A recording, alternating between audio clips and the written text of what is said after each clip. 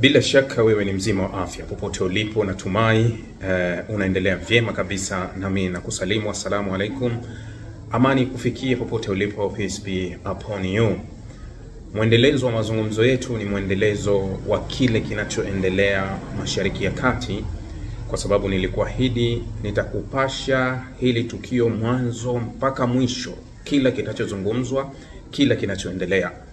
Nilikujuza kuanzia barua ya bwana Trump kuiandika kuipeleka kwa Khamenei, nikakujuza majibu ya Irani, nikakujuza mpango ambao aliuanzisha Trump wa kwenda kukutana na Irani, lakini nimetoka kukujuza hivi karibuni kuwa mwendelezo wa kile kinachoendelea kule Muscat, Oman, lakini nakujuza sasa yaliyozungumzwa kwenye yale mazungumzo ambayo yalisubiriwa sana tarehe 12 mwezi wa 4.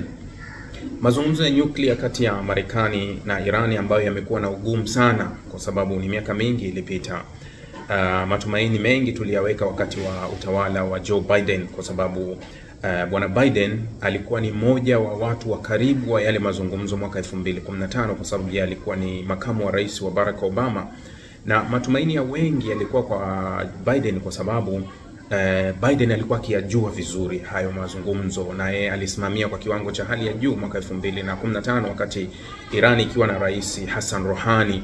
Lakini kipindi ambacho kilimpa umaarufu mkubwa sana mwanadiplomasia mkubwa wa Iran, Mohammad Javad Zarif, ambaye wengi mnamfahamu. Hata serikali hii ya sasa ya Masoud Pezeshkian alikuwa makamu wa rais kabla ya kujiuzulu kwenye hiyo nafasi baada ya mashinikizo mengi kutoka nje, kwa sababu kuna sauti za wahafidhina ndani ya Irani zilikuwa zikivuma kuwa huyu Javad Zarif kama hatumwamini ana umagharibi kiasi, kwa sababu kuna baadhi ya watoto wake wamezaliwa Marekani na wana uraia wa Marekani. Kwa hiyo wahafidhina wakaanza kuona kama Javad kiasi nusu anakuwa anaingia na kutoka.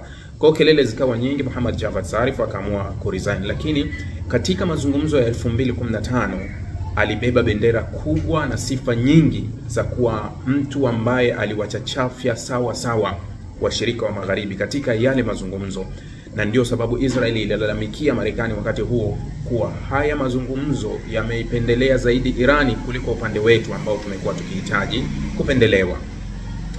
Mazungumzo yamemalizika, na kile ambacho nilikizungumza awali kuwa kuna mmoja anatudanganya, muda utatupa majibu kuwa nani alikuwa anatuongopea. Kwa taarifa ya Trump na msisitizo wa Trump ilikuwa mazungumzo ya moja kwa moja. Walichokisisitiza Irani indirect talk, ndio walichokizungumza kuwa mazungumzo yasiyokuwa ya moja kwa moja. Kilichotokea kwenye ukumbi wa mazungumzo ni mazungumzo yasiyokuwa ya moja kwa moja. Manake kuwa hapa walichokuwa wanatuambia Irani walikuwa ni ukweli tofauti na kile Trump ambacho ametuambia kwa muda mrefu. Manake kuwa licha ya kukutana katika eneo moja, lakini wawakilishi wa pande zote mbili walikaa katika vyumba tofauti. Na msimamizi wa mazungumzo, waziri wa mambo ya nje wa Oman, Badri bin Hamad al-Busaid, ndio jopo lake lilikuwa likisimamia sasa kwenda huku kuwasikiliza hawa, kurudi huku kuwasikiliza hawa. Naweza kusema haraka kuwa ni kama Irani wamepata kile. Ukimsikiliza waziri wa kigeni wa Iran Abbas Araghchi anasema kuwa tumezungumza katika mazungumzo yenye kusikilizana, yenye kuheshimiana. Ni kitu ambacho hata katika majibu ya barua ambayo ilijibiwa na Irani walisisitiza kuwa Irani inaweza ikafanya mazungumzo, lakini haiwezi kufanya mazungumzo yoyote chini ya shinikizo, wala haiwezi kufanya mazungumzo ikiwa kuwa yenyewe ni ya nafasi ya pili, yani kuwa haipewi nafasi, yani kuwa ya kudharaulika, yani kuwa wewe unaona mazungumzo yako ni muhimu kuliko mimi kuzungumza. Na pia hilo hatuwezi tukalifanya, lakini tunaweza tukaanzisha mazungumzo katika kile ambacho tunaweza kusema kuwa katika nafasi ya kuheshimiana zaidi. Hilo Iran walisitiza, kwa sababu Trump style aliyoitumia ya vitisho vingi, kama nilivyowaambia awali, hii ni style ya Trump. Kwa wale ambao mnamkumbuka Trump wa awamu ya kwanza, kumbukeni kadhia yake na Korea Kaskazini ilikuwa zaidi ya hiki unachokiona, kusogeza madege, kuweka tishio kama wanapigana dakika yoyote. Ile ilikuwa ni kubwa zaidi, lakini baada ya ile kilichotokea ni kuwaona wamekaa kwenye meza moja kati ya Kim na Trump. Pressure, yani unampa pressure adui ili asalim kuwa okay, nitazungumza. Hii ni style ya Trump. Lakini niliwaambia kuwa swala la kuingia kwenye vita moja kwa moja sasa bado liko mbali sana kwangu, kwa kile ambacho unachoweza kukiona Mashariki ya Kati na ile vita ambayo Marekani amekuwa akikabiliana nayo hivi sasa. Lakini hali ya Israeli haimruhusu kuingia kwenye vita kwa hivi sasa, kwa sababu tayari ana jeshi ambalo limechoka sana. Jeshi ambalo haliwezi kupigana na jeshi, ila linaweza likashambulia raia au likashambulia watu ambao hawana ulinzi, hawawezi kujibu. Hiyo wanaweza, lakini sio jeshi ambalo linaweza likakabiliana na jeshi lenye nguvu au imara. Miezi 18, miezi 17 hivi sasa ya mzozo kule halijafanikiwa chochote zaidi ya kuharibu, kuua, kuangusha majengo, lakini walichokusudia hakijafikiwa malengo. Kuwaondoa Hamas haijafikia, kuokoa mateka hawajaweza.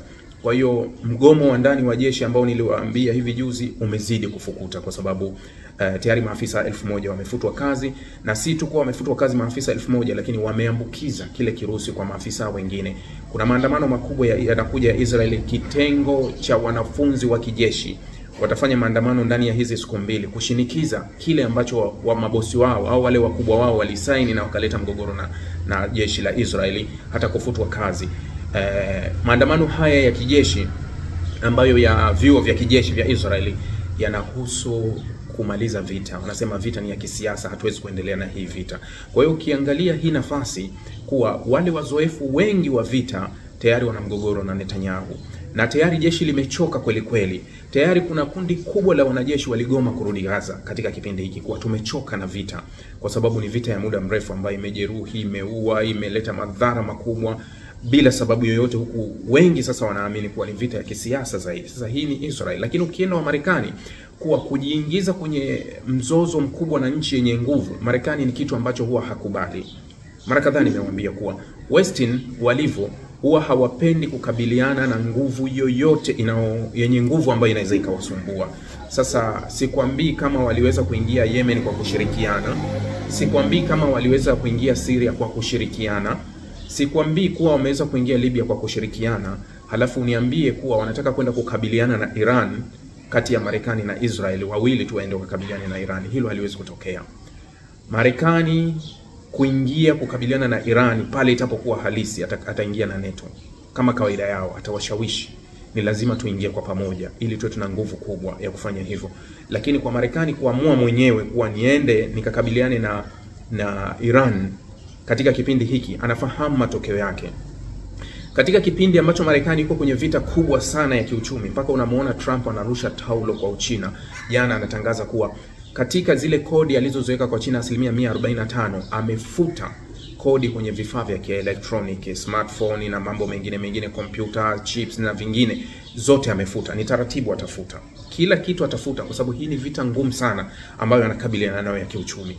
Wakati anakabiliana na vita ya kiuchumi, tayari ana vita kubwa na wenzake wa Ulaya.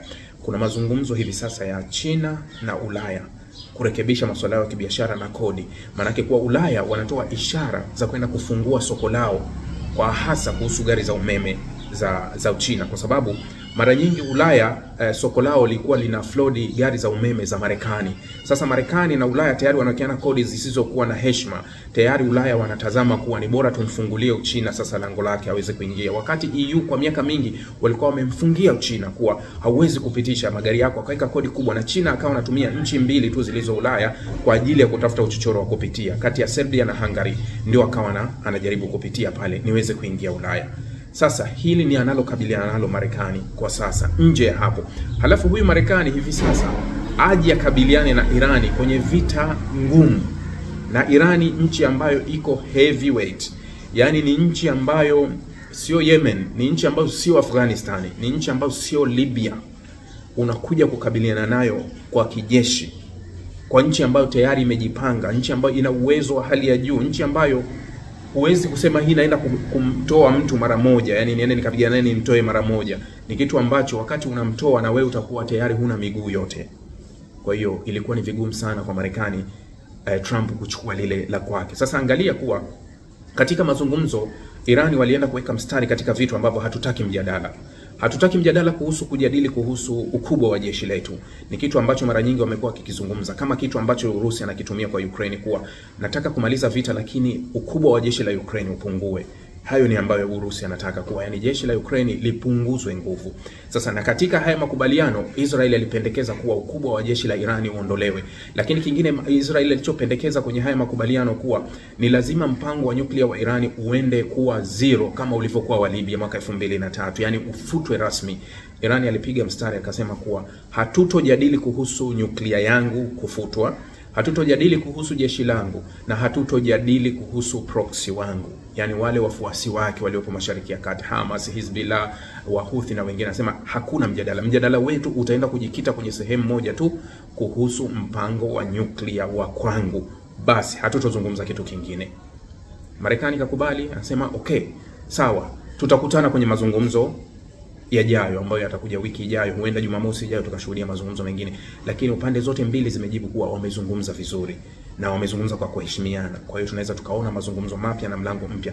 Maana yake unaweza kusema kauli ya haraka haraka kwa Marekani katupa taulo, licha ya kuwa Iran hakutekeleza kile ambacho Marekani alikuwa anakitaka cha haraka haraka, na Iran amekwenda kwenye njia yake ile ile aliyoitaka. Hatutozungumza moja kwa moja na hatutojadili baadhi ya vitu, na imetokea hivyo. Lakini Marekani hajasukuma lolote kusema kuwa sasa tumshambulie kwa sababu mazungumzo hayakwenda. Mazungumzo yamekwenda na wote wamesema kuwa tutazungumza tena. Marekani ilikuwa iwakilishwe na waziri wa mambo ya nje, lakini imewakilishwa na mshauri mkuu Steve Witkoff na ujumbe pamoja na balozi. Lakini Irani iliwakilishwa na waziri wa mambo ya nje Abbas Araghchi na timu yake yote pamoja na balozi wa Iran pale Oman. Kwa hiyo tunasubiri mazungumzo yajayo, huenda yakafanyika Muscat au sehemu nyingine kwa sababu haijatangazwa ni wapi, lakini tunatarajia zaidi mazungumzo yanaweza yakaendelea pale pale Muscat, Oman. Asanteni. Huu ni mwendelezo wa kile kilichotokea kati ya Iran na Marekani kule Oman.